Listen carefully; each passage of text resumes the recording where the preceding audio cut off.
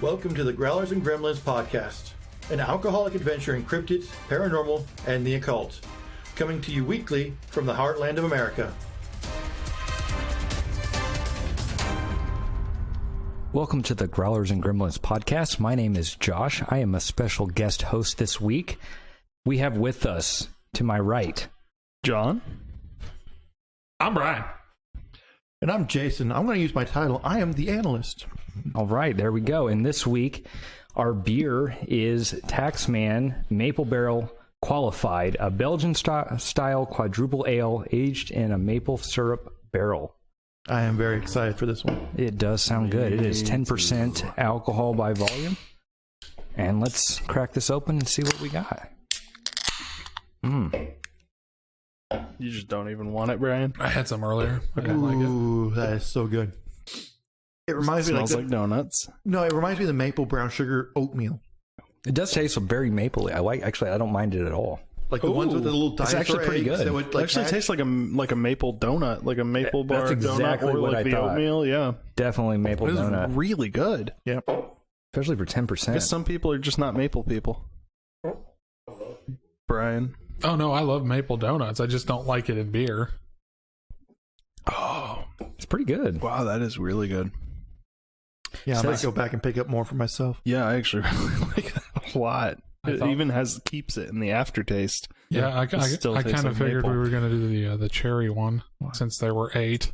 Go ahead and grab one. I'm not going to do that. I am so full. Our first ever 2-beer episode. I am so full of pizza and Wait, other wasn't beer. this cherry supposed to be one of the episodes? What happened? It was supposed to be this one, but John grabbed the wrong beers. No, we went over them at the beginning. That's right. Because you had 2 different beers. One of the ones you bought, you volunteered for the episode. Yeah, it was the coffee one. Yeah. So, this. Okay. I thought cherry. That's why I volunteered the coffee one. It says it has rich notes of dark fruit and caramel enriched with toffee, vanilla, and oak character. This is really fantastic. A little bit of Professor Oak in every bottle. Like, I mean, I would almost say this is Like one of the best Ash's beers mom. we've ever had on here.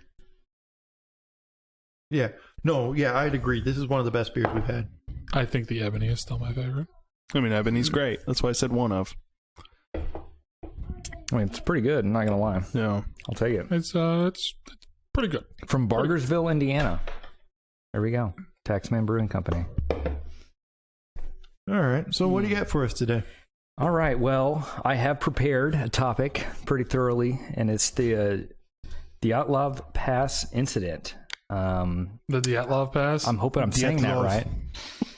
It is, yes, about the incident in 1959 where 9 Russian hikers went missing and were ultimately killed under suspicious circumstances, unknown circumstances, and hopefully we'll figure out what exactly happened on this podcast. There has been a recent development, and although that came out, I do believe that doesn't necessarily explain everything that's happened, so I want to look into all the alternatives Oh, yeah. through this podcast. Essentially, there was originally 10 hikers who were in college in Russia, and they were wanting to upgrade their certification. They were certified grade 2 hikers, and in Russia at that time, the certification grade 3 was the highest level. And if each one of these hikers completed this trek, they would become the certified grade 3 hikers. So that was sort of the purpose of this incident. That's incredible. A certification for walking.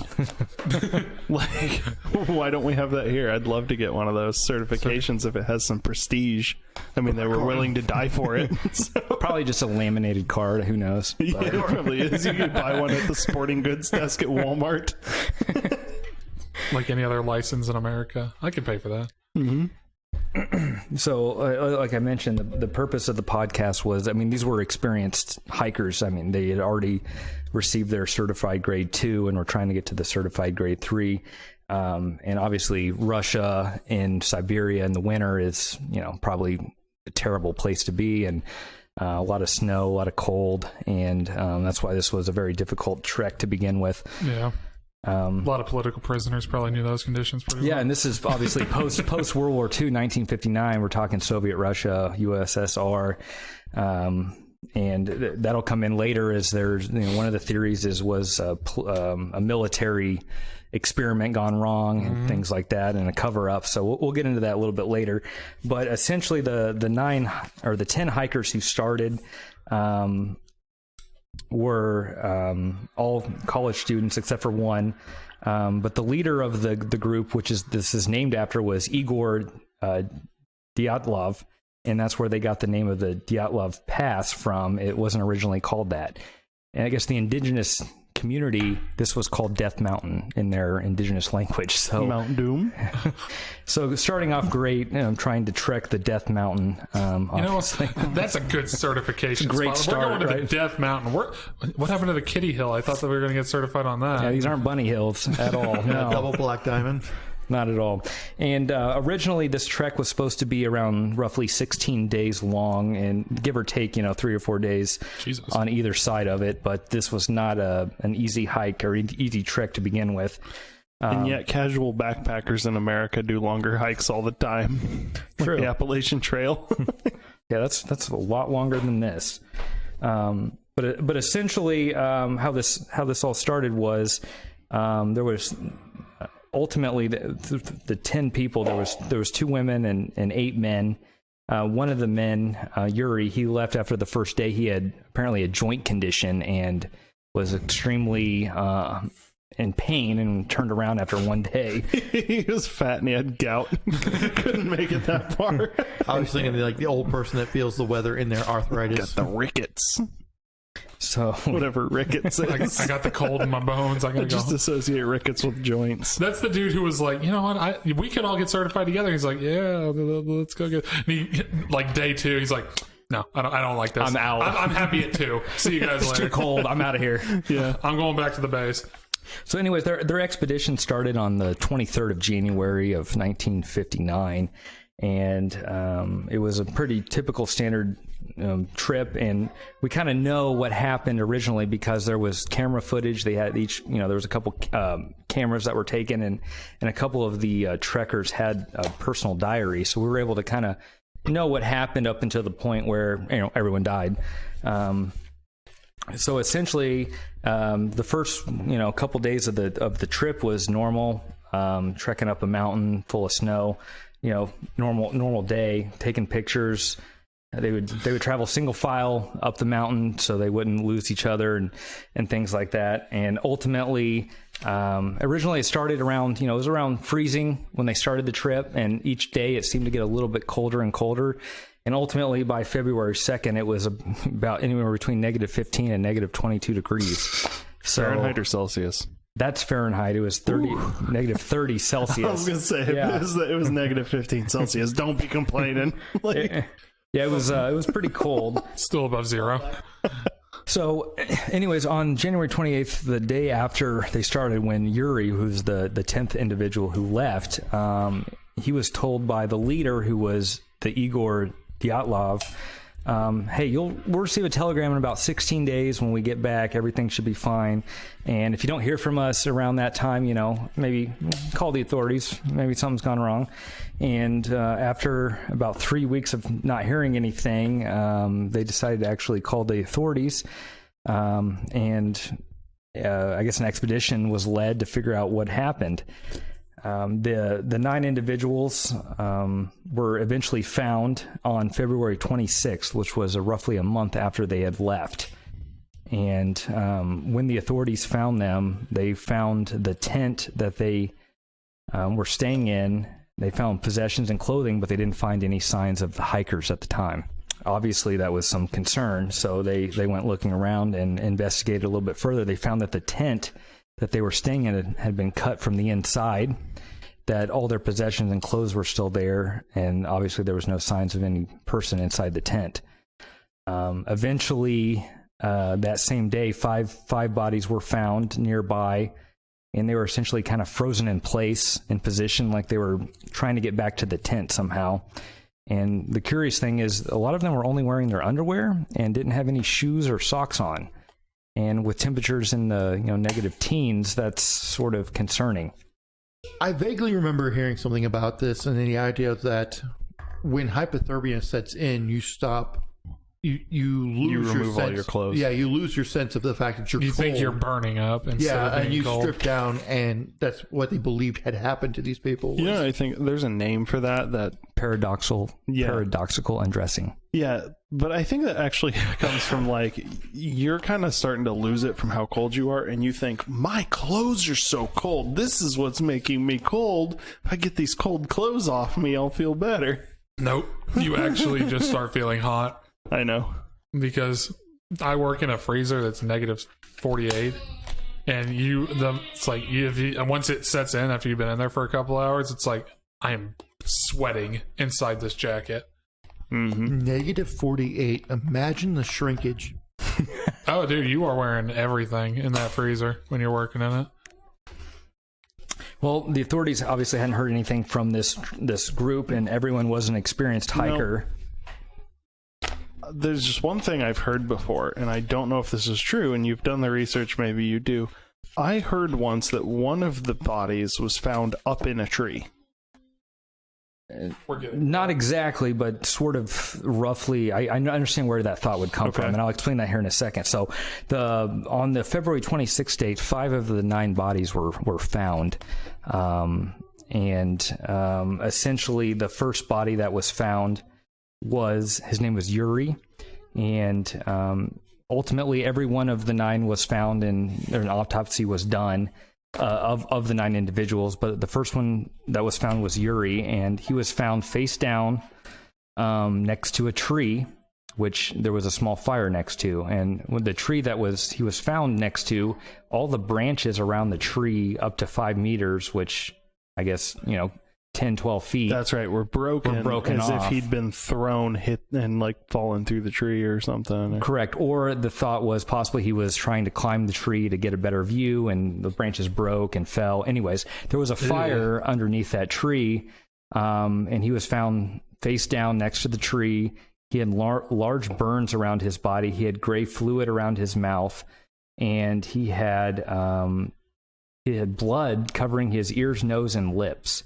And the thought was that was potentially self-inflicted due to the pain of freezing to death. He was simply just gnawing at his own face. Yeah. And his official cause of death was hypothermia.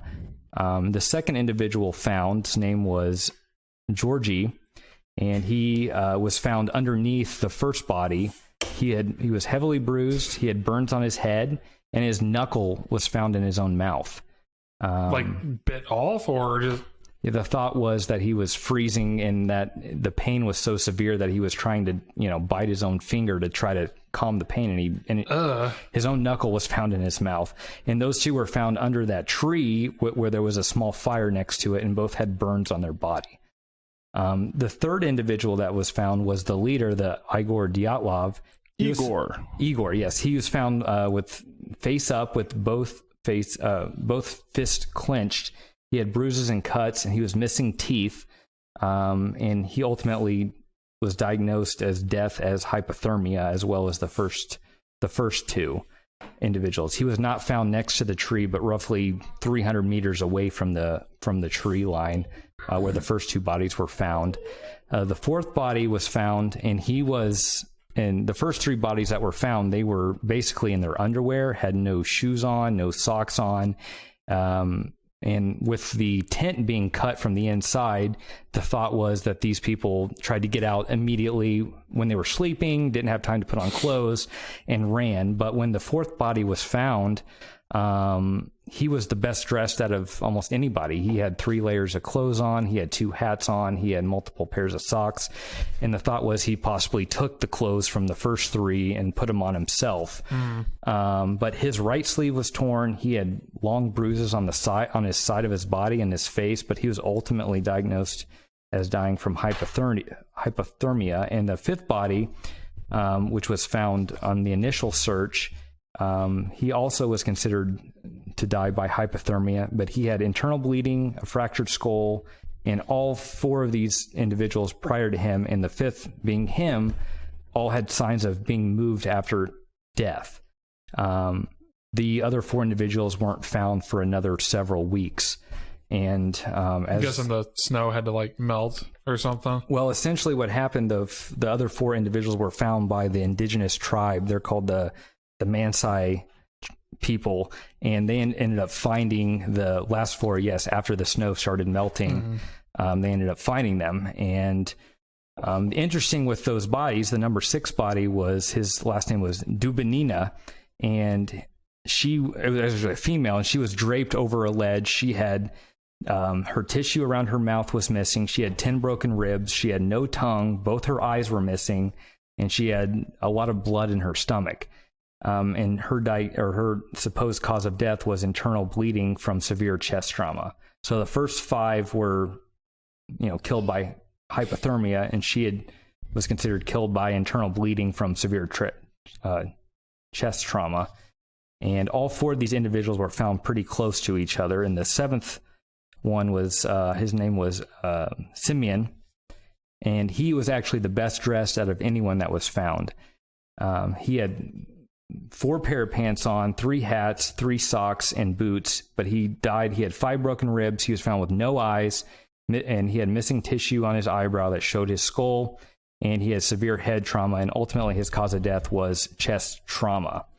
And when they did the autopsy of these individuals, they realized that the force that caused these people's death was so severe that a human couldn't cause them. It was some sort of compelling force is ultimately what was the cause of death. And obviously that leads to a lot of interpretation. Yeah.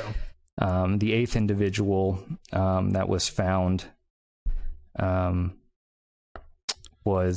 name was Alexander. He had rips and tears on his clothes. He had burn marks on his body. He was missing his eyebrows. His neck had been snapped and his skull was exposed. But he was considered killed by hypothermia. That was his official cause of death. And the 9th individual was Nikolai. And he had bruising on his face and skull. And he had severe skull injuries, broken bones in his face and his skull. And he was diagnosed by dying with a fatal skull injury. So 6 of the 9 died from hypothermia, and 3 of the 9 died from some sort of severe trauma, either to the chest or head. And they were, like I mentioned, they were found several months after everybody else. And they were found on May 4th, once the snow had finally started to melt. And they were found sort of in a ravine where it looked like they had sort of tried to, carve out the snow and all kind of packed in together to stay warm. And ultimately, no one really knew what happened, how they died. I mean, they had hypothermia, but no one could really explain why the tent was cut from the inside, why they weren't dressed, why they would leave. And one important aspect was all the bodies were found sort of in the same general area as going in one direction. And there was actually snow prints of them walking single file from the tent down to this ravine where ultimately everyone was end up being found. And so a question that might be stupid. What happens when an eyeball freezes? It just freezes. It doesn't explode out. The same thing that happens to everything else. Well, they expand. No. The liquid expands as it freezes. Well, does water Yes, when you freeze, it expands. It expands, that's right. So I was wondering if, since an eyeball is not exactly a loose fill, if when an eyeball freezes, the outer, what is the actual outer layer of the eyeball called? But what if that could pop at a certain temperature when all the liquid in the eye has frozen? Maybe that could explain the missing eyes. Yeah, I don't know. But then again, it's much more likely that wildlife would just eat the eye. I mean, it's much more likely. Anything they could pick at. Just if that weren't the case, maybe their eyeballs just popped. Well, as our resident Russian fanatic, is there any Russian folklore, Brian, that would About the Dyatlov Pass? just any folklore creatures that would account for this? I don't know. Well, one of the theories Baba Yaga? was the Russian Yeti. Yeah. That was a theory because the force that was, on their heads and on their chests was, they considered it like equivalent of a car accident almost, and a human couldn't do that to another human. So that was one of the theories that I'll get into, but one of them was... Well, you say that. There is a famous story from one of the Rocky movies, was the one with the Russian in it, where... Yeah. Rocky IV. Yeah, the insurance company refused to pay Sylvester Stallone's claim because they're like, this damage could not have been done by a human being, but in fact it was actually done by Ivan Drago. Ivan Drogo. Ivan Drago punched him on set, and they had to release the film of it before the insurance company would even pay it, because they're like, there's no way he was hit by a car, there's no way a human being did this to him. Well, that was one of the theories, was because there was 2 women and 7 men, that there could have been some sort of domestic issue that caused a fight, and it got out of hand. Everyone kind of fled. That was the best Rocky movie, though. I always feel sorry for our guests. And so anyways, obviously there was an investigation done, and for the longest period of time, no one really kind of knew what happened.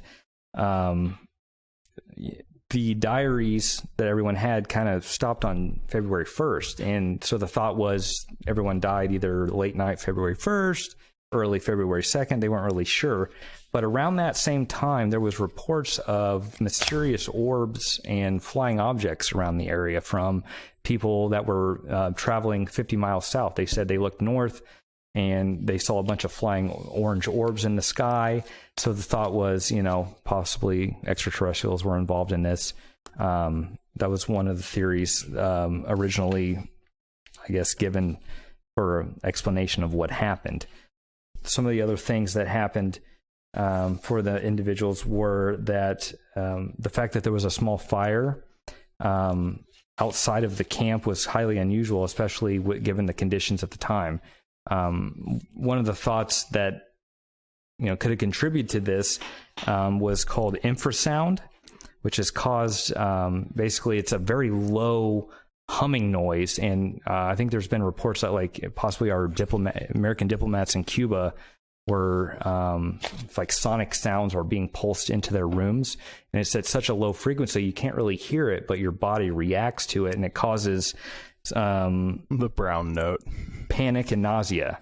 Well, there's a town not far from here, Crawfordsville, that is currently fighting having a wind farm installed because they believe the infrasounds of the rubbing metal will negatively affect the children of the town. It could possibly. I mean, if you look at where else we have windmills around here, they're very sparsely populated areas, so it's kind of weird.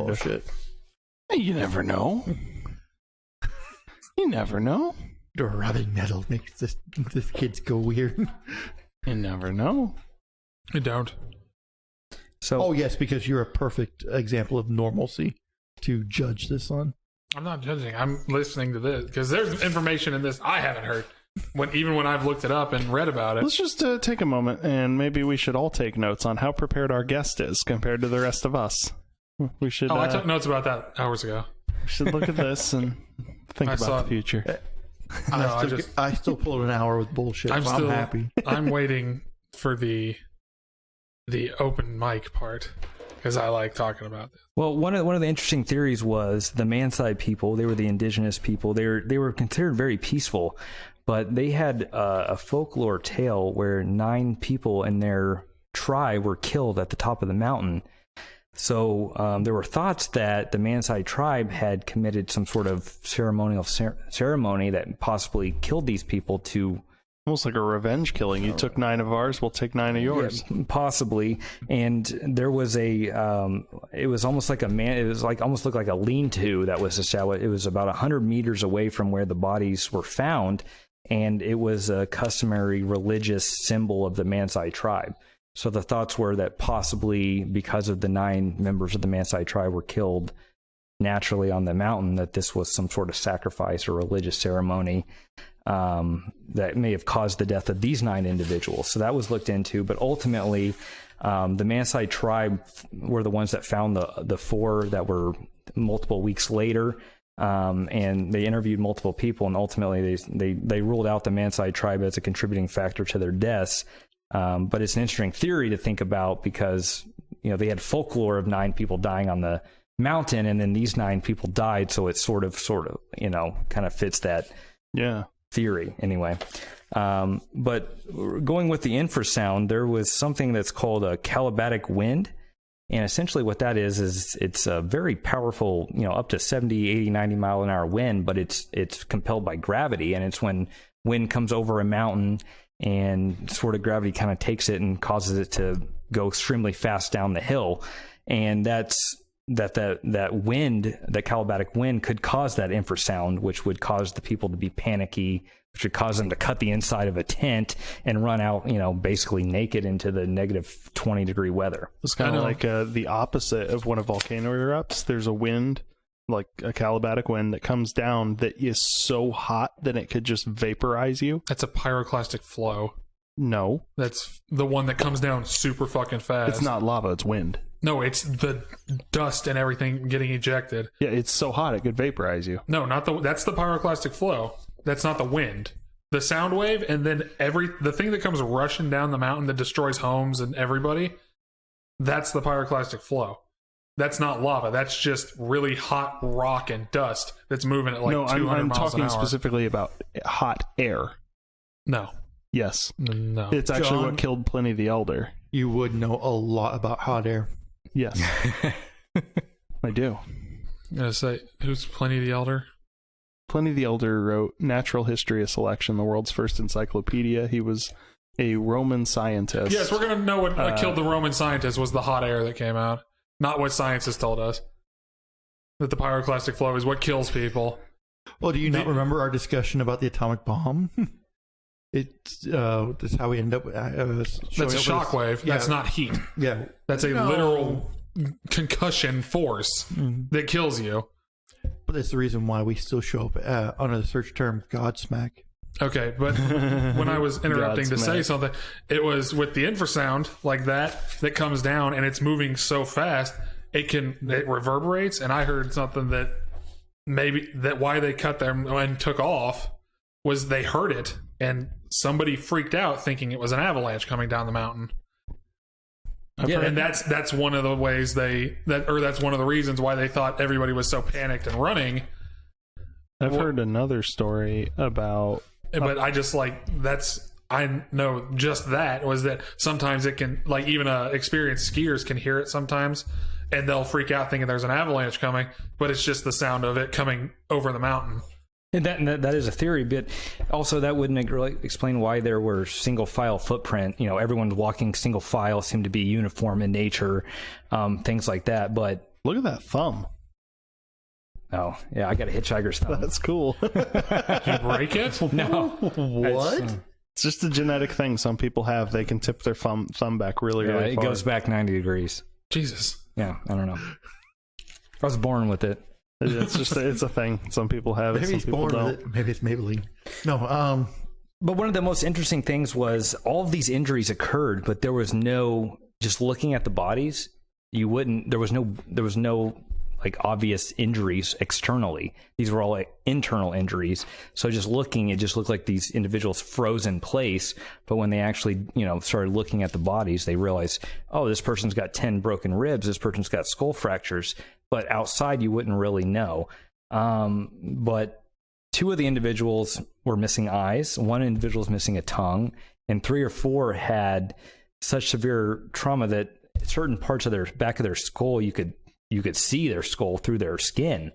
So there was, questions about how this could happen, especially given the fact that they were walking single file. And when these injuries occurred, they prior to death or, post-mortem and things like that. And those also had radiation on them.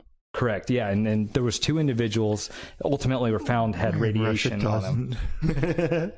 So one of the theories of what happened was this was some sort of military cover-up. Mm-hmm. And at the time, obviously nuclear weapons were kind of new. I mean, obviously America had dropped a couple nuclear bombs on everybody's favorite new toy. Right. And so the thought was there's possibly, Russia's experimenting with this technology. They were experimenting around that area with it's called a parachute launch bomb. And essentially they would launch these huge bombs from out, but they'd have parachutes on them, and they would explode and just cause sort of a big, I don't know, combustion. Ideally, you want a bomb to detonate above the surface, right, to maximize the blast radius. The thought was possibly this had happened, which caused they heard this explosion from this bomb, so they decided to get out of there. They didn't know what it was, and that's what caused it. And obviously, being Soviet Russia in the 1950s, very secretive. They done covered it up. Right, and the military and the government wouldn't allow anyone to go to this area for 3 years. It was cordoned off for 3 years. So the thought was that they're clearly hiding something there. Another possible explanation, besides what I mentioned previously, was an avalanche occurred, but that wouldn't explain the fact that they could see the single file trek of the people walking away from the tent, and if there was an avalanche, you would think that those steps would have been covered up. Well, how much snow would it take to cause the kind of blunt force trauma that we saw? The thing is what he's going to get to soon, I think, which is the recent development, kind of just breaks it all apart. Yeah, avalanches don't cause blunt force trauma. Certain types do. Yeah, if they have debris in them.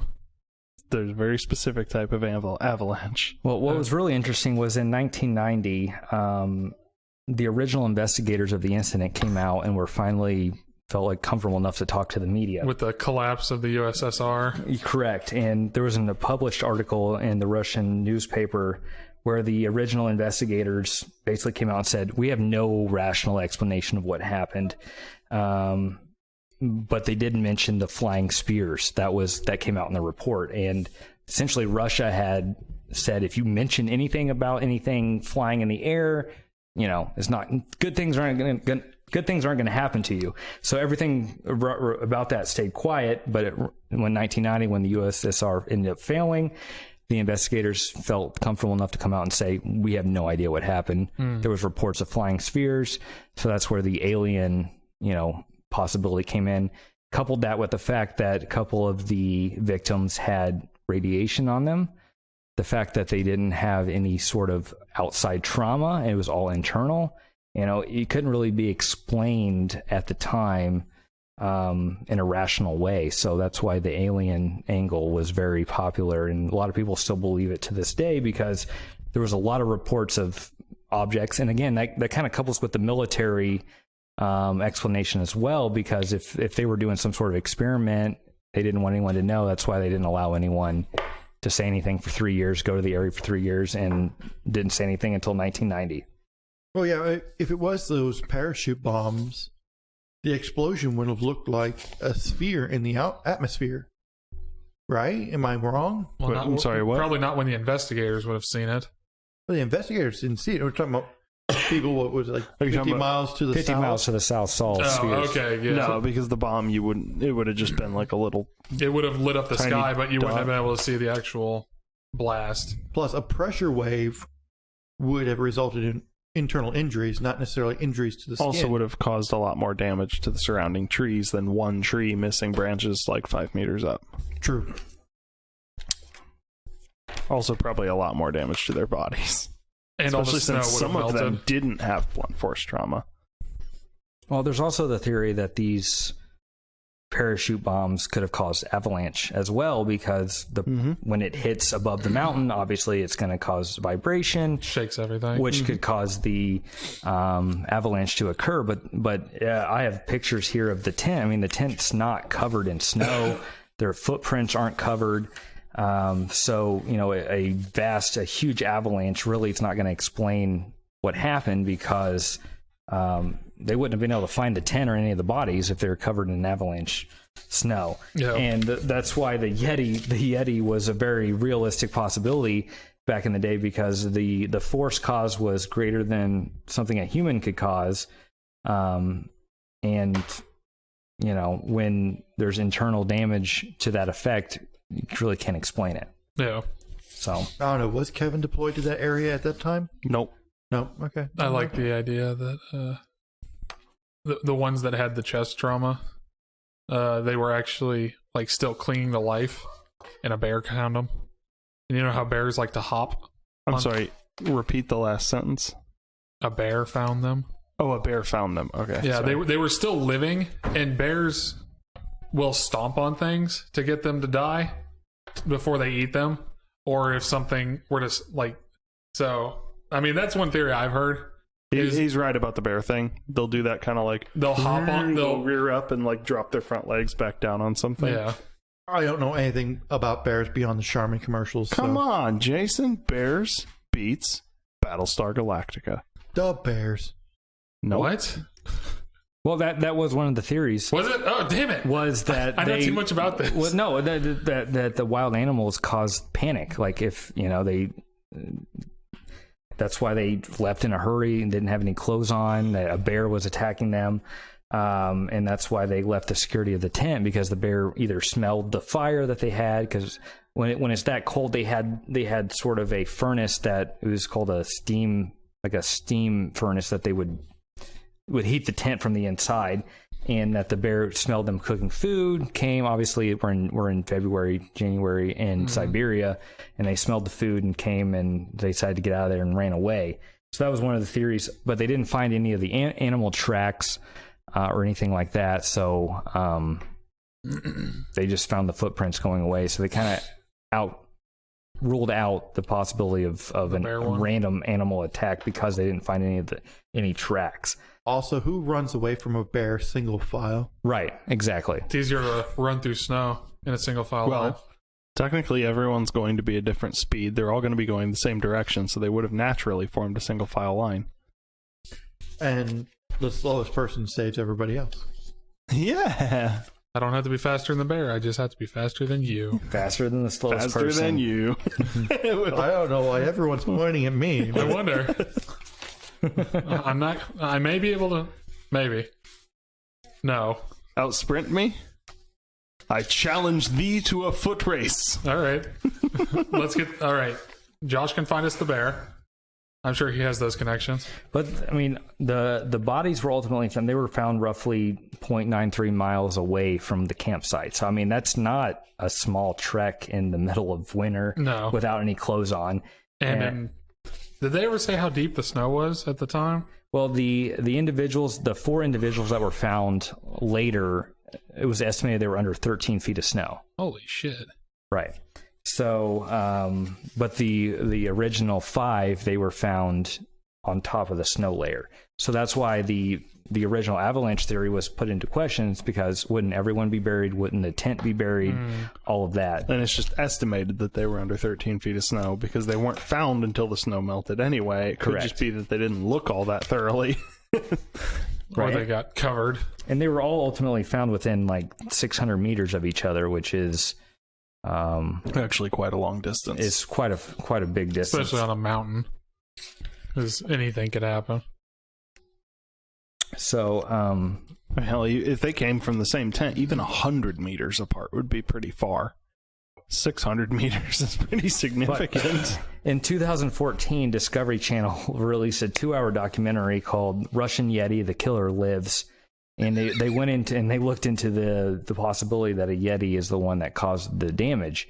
And obviously you can go back and watch that, but is that on Discovery Plus? I don't know. It probably is. I'm gonna have to check that out. Yeah, it's called, what's it called? Russian Yeti, The Killer Lives. All right, I might check that out. So, and since about 1990, there's been roughly 10 different documentaries about this incident.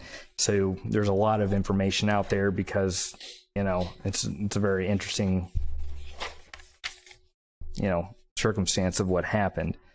Ultimately, I think in February of this year, there's been, different individuals come up with a theory scientifically that would explain everything, a lot of this, right? But I don't necessarily think it 100% explains everything, but it sort of does. And essentially, what they're saying happened was a slab avalanche occurred, which would cause. Essentially, if they dug out an area for the tent, which they did, the last photograph of them is digging out an area for their tent.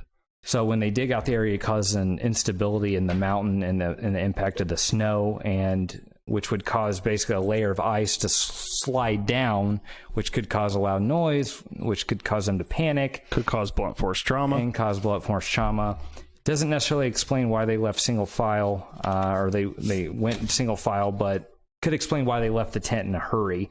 And the best dressed of the group were the ones who had trauma injuries. Yeah. So those that weren't injured just got out and ran. Those that were hurt were stuck there for a minute, so they bothered to try to get some clothes on before getting out of there. This is my thinking. Or Yeah, it's the possible. ones without clothing died of natural causes because they died faster. You know, the most Whereas interesting... the ones with the clothing it took a separate force, like blunt force trauma, to kill them. You know, the most interesting part of this whole theory is how they developed this. So basically, in a slab avalanche, just like basically when snow falls and then freezes and then more snow falls, but before the frozen snows had a chance to melt, you have like a shelf of ice underneath the layer of snow. Them digging out, loosen that up, some kind of vibration, loosen that, the slab slides down. But they were able to come up with this theory by working with the animators from the movie Frozen. Let it go. Because the movie Frozen and the way that they did those animations actually was so accurate into the way that snow like moves with the wind and things like that, that they were... Well, we've talked about this in the past, where Hollywood animators can actually, they have access to greater hardware than scientific community does. That's what happened. Because they was it, Interstellar, I think it was. Mm-hmm. They rendered out a accurate model of a black hole, more accurate than any scientific PC had done to that point. So basically, well, I mean, of course, commercial private organizations are always usually going to have better technology than Better funded. government programs. They're better funded. But, well, they're probably less funded, but the funds are less wasted. But it was just interesting to me that, like, the movie Frozen, of all things, could possibly be what leads to an actual solution of Dyatlov Pass. But ultimately, that's sort of been the consensus recently. But a lot of the theories sort of fit into that, whether or not there was some sort of domestic incident on top of everything. You know, it could, the guy that lost all his teeth, you know, there could have been a fight prior to this happening. And the thought was the two people that were best dressed were outside the tent when the slab avalanche occurred, and that's why they were better dressed than everybody else, and things like that. And there was also would also explain why they had to cut their way out of the tent, because the entrance to the tent that they came in was now blocked off. Correct, but also, but the military experiments could explain why the vibration in the mountain caused this to occur. It could be a combination of almost every single thing. Exactly. It could be a Yeti showed up and threw that one guy into a tree. So there's no aliens could have showed up, and you know, the vibration from the spacecraft could have caused the snow to slide down. So in reality, you know, the thing is that there's been, since the incident, the 3 years after the incident, there was no one allowed, but since then there's been a lot of people do an expedition in the same area. There's been no avalanches ever to occur in that area. So the fact that this slab avalanche would, you know, basically explain away that's never occurred in the recorded history prior or after that. They say if they recreated they have not been able to. So the thought is that possibly some of these random scenarios cause the vibration that would cause the avalanche to occur, because there's been no evidence that this ever happened in this place after that. Oh no, I'm talking like they went back, they dug the holes and everything. And I don't know about that aspect, but there's been no reported avalanches in this particular area since this incident. Jesus, yeah, pretty secure snow. Well, here. I think that in terms of an avalanche being reported, you always think of like the big avalanche you see in movies where like all this snow just comes rushing down the mountain. But a slab avalanche could be just even like a 10-foot section of ice just going, just like shifting over a little bit. And that's technically an avalanche, but not large enough to end up being reported. So that's why the speculation on the Yeti, aliens, military experiment Demonic can't presence. be outruled, because in theory, there's a small possibility that this caused this to occur. Obviously, we're not going to get any... Russia's not going to admit to any military experiments back in the day, so we'll never know if that's what caused it. We'll never learn about all the interesting things Russia did. But one of the interesting things was Yuri, the individual the 10th guy who left, he noticed inside the tent there was military grade goggles and skis that he claimed no one in the group had. And there was also apparently there was metal debris found around the campsite that really can't be explained, and that's why the military involvement kind of theory is still there, because all these things can't be explained. Obviously, we won't know all the details, but Yuri indicated that the military cloth, there was goggles, and the skis, he said no one had those at the time. So the thought was there was possibility before the Mansai tribe found the last 4 was that the Russian government came in, did their own little cleanup and got out, and then everyone was found and they left a little bit of evidence. But so really the slab avalanche theory only really explains why they left the tent. Correct. Not what caused the avalanche, not what happened to them after they left. It explains what possibly killed them, but not what caused the avalanche. And that's still because, like I said, there's been no evidence of that ever happening before or after. So that's why it's still a mystery. While we can maybe explain how everyone was killed, we can't necessarily explain how that happened or why the avalanche actually occurred. So, wow. I like... They made a movie about that. Devil's Pass in 2013. Yeah, but didn't they make it like weird, like hairless, like creature? No, it was a military. It was a military or am I thinking science site. The Pass. No, it was in the Devil's Pass. It was a military site where they had discovered a temporal anomaly in the mountain, and that was what the tribe, that was their sacred ground. And when the Russians finally got in there, they're like if you pass through this, you go to either a different dimension or a different time, and that's what they were testing.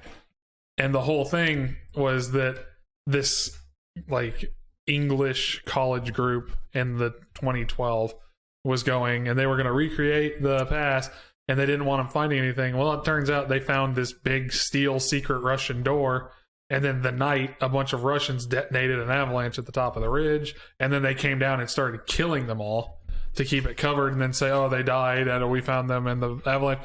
And it does turn out that they are the hairless teleporting creatures, but that's what happens to a human when it goes through the temporal anomaly. Because the end of that movie is the 2 people, they've been trapped there for days, and they're dying, and they're like, let's just go through it. I mean, it can't be any worse than dying.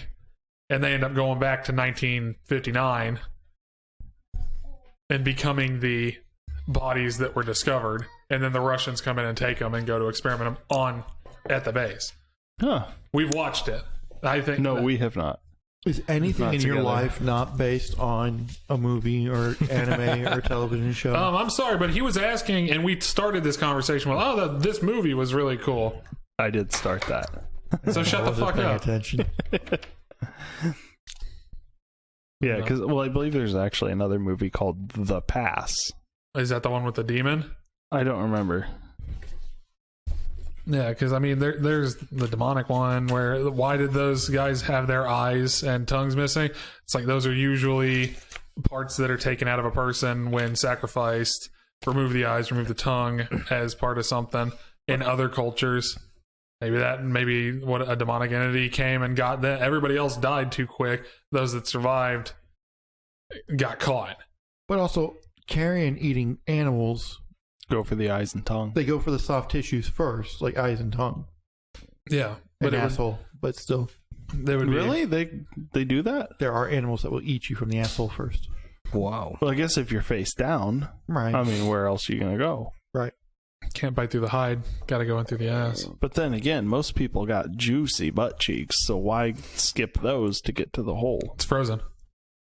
The cheeks are frozen, but yeah, the cheeks are frozen, but the hole's still warm. You enjoy that way too much. The cheeks kept the hole warm. Constrict and freeze. Yeah, your eyes don't pop. Your corneas just constrict and freeze, and it bursts all the blood vessels, but your main will just freeze into like a marble. That's pretty cool. So apparently in 2015, a group went and tried to do the exact same thing that this group did, dug out in the mountain. Did they get please be ill-advised by the Russian government? Let's go see if we can die too. Let's see if we die in the same way, and then we'll tell everyone how we died. when they discover us. But I mean, obviously, ultimately, no avalanche occurred Yeah. for them and anything like that. But that's why there's still questions about whether or not was one of these parachute bombs caused the avalanche or anything like that. And Yeah. obviously, we'll probably never know those answers. So Honestly, at this point, the Russian government that exists today may no longer even have those answers. well, that's There's a file somewhere. be, because I mean, the Russian government, at least as far as like UFOs go, they're more transparent than the US. Like a lot of the UFO reports we get from astronauts or like military, they come from Russian astronauts or Russian military because they're like, hey, look at this. We don't know what it is. Where the US is like, put it in a file, classify it. yeah. We'll tell you 20 years from now. Like just not that long ago, there was a Russian cosmonaut on the International Space Station who saw something over Antarctica, and he got video of it, and it was public right away. Wow, that's really cool, guys. Look at that shit. No, I like the Dyatlov Pass because it's just so speculative. I mean, a lot of it can be attributed to. That's the thing is like there's 9 explanations in each little part. 9 explanations for 9 people. Could explain different things, Yeah. and maybe there was a military test that caused the avalanche. Maybe it was Calabatic winds that caused the avalanche. I mean, there's just so much speculation. It's we maybe know what caused their death, but we may not know what caused the thing that caused their death. Yeah. And that's the speculation. And the thing that like you mentioned about demonic forces or things like that, but the fact that there was some sort of the Mansai tribe had this history and this this religious thing that 9 people died on the mountain and these 9 people died. There's obviously that leads to speculation as well that there was, And it was called Death Mountain. and it was called Death Mountain on top of everything else. Hey, let's get our level 3 certification for hiking. Let's go to Death Mountain. Like, come on, that's not a great idea. No, not at all. But and ultimately, I guess we'll probably never know exactly what caused the ultimate injuries. Science today says the slab avalanche could explain a lot of this, but again, there was radioactive material found on multiple people. There was, 6 of them died from hypothermia, 3 died from blunt force trauma. Blunt force trauma. So My there's, victim has been afforded by blunt force trauma. that's what I get for going last. Blunt voice. That was your only screw up, though. Yeah, you were very Hey, I'll articulate the take whole it. time. Yeah, jeez. The structure of this podcast is planned very carefully to where the guest has to suffer the most. So I told him on the way here. So he I was told like, me. it's I was- kind of I a was joke kinda on the ready for guest it. that the episode where you've had the most alcohol, the guest has to host it. Jesse knows. He had to deal with it. He's done it twice. But nah, just the Dyatlov Pass. It's like when I first heard about it, when I heard a podcast talking about. Actually, no, there was a video game that came out about the Dyatlov Pass incident. I don't remember what it was called, but then that came out. Was that fairly recent? That was like 7 years ago. Really? I didn't know there was a video game Yeah, about that. it was a small back when horror games, like walking horror games, were really big, and there was one that they made, and that was a demonic version. And I'm like, hey, this sounds pretty cool. Then other people started actually talking about the event, and then they're like, hey, this movie just came out. Like, everybody was just talking about the Dyatlov Pass back in 2013. And then it's like, oh, this Devil's Pass movie just came out. It's really interesting. You should go watch it if you're interested. Well, in and it. the thing is, though, I mean, can we really trust the Russians on anything they say? I mean, Yeah, the disinformation out there is so incredible that I don't know. See, that's the thing is that, like, all of our perceptions of Russia are based on, like, the 80s and, like, trying to get rid of the USSR. Yeah, and they're so untrustworthy Red and stuff. And it's Scare, like, Russia. now they're a democracy, Ish. as far as we know. And it's like, what reason do we Got voted in have for to life. believe that the Russians are just so insidious? And, I just feel like there's not really any evidence anymore for it. Like, I mean, do you ever watch? Russian people, like, there's a lot of them that are active on YouTube and things like that. They all seem pretty dang normal. And, FPS everything Russia. their perception of Putin there is very positive. But then again, they don't have free speech. But the United States is the only country that has free speech. So it's not really weird that they don't, because we're the only ones that do. So, like, I just don't know if that's our government's propaganda telling us, hey, don't trust Russia because back prior to the 80s, they weren't great. What if they're just a fine, normal country now full of normal people? But, I mean, I don't know. I mean, I know they have weird things like there's this guy who he has a whole YouTube channel just showing like, hey, here's what things are like here. And like healthy food and like fresh produce are very expensive. But that also makes sense because they don't have a lot of workable farmland. So it has to be imported. So it's going to be expensive. I don't know. I just feel like there's a big I'm going to say if push to make everyone afraid of Russia. And I feel like they're pretty harmless. I'm going to say it's like, yeah, you might watch the YouTube videos, but I think the Sochi Olympics really showed what Russia's about. Because how many... What that showed is that they're not some huge, scary world power threat. They can't even get things together to host an Olympics. No, why should we be afraid of Russia? Did you ever watch when like the news, the people that were there to cover it would go to Sochi or the surrounding communities? And I just remember, I think it was Fox. One of their correspondents was like, we're out here like 20 miles from that, and then we're just in this community and we're talking in a fucking BTR without a turret with like 12 kids on it that are just riding it like a school bus, just rolls right on by. Like it's just another fucking day. Stuff, you know? That's why I think it's funny, because there's so many videos of, hey, it's a T-72, but the turret got pulled out, and now that dude's just using it as a car. I don't know. He's just sticking his head out, and he's got a suit jacket on, and he's just...